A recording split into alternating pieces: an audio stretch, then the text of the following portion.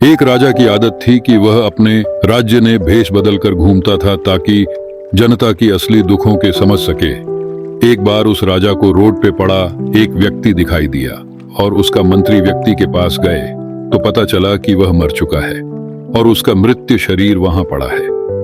राजा ने कई लोगों से मदद मांगी पर सभी ने उस व्यक्ति का चेहरा देखने के बाद उसके मृत्यु शरीर को छूने से मना कर दिया। तभी एक व्यक्ति आया और बोला, भाई साहब, यह व्यक्ति इस नगर का सबसे बड़ा पापी व्यक्ति था, इसलिए कोई इसे छूना नहीं चाहता।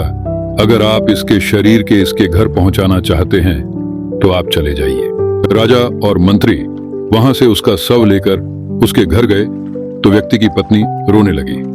तभी राजा ने कहा, लोग बोल रहे थे कि आपके पति दुष्टकर्मी थे, इसलिए कोई इनके शरीर को नहीं छू रहा था।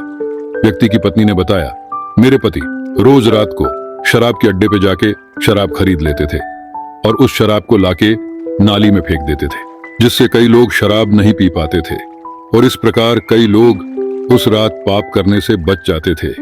इसी प्रकार मेरे पति रोज रात को जिस्मानी रिश्ते बनाने वाली औरतों को रात भर का पूरा पैसा दे देते थे और उन्हें दरवाजा बंद करने को बोल देते थे और घर आके ईश्वर को कहते थे कि आज उन्होंने फिर से कई लोगों को पाप करने से बचा लिया।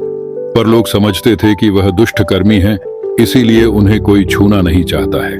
पर उसी वक्त राजा ने कहा, मैं इस साम्राज्य का राजा हूं और कल मेरे मंत्री और मैं आपके पति को कंधा देंगे और सारे राज्य को बताएं कि आपके पति महान इंसान थे।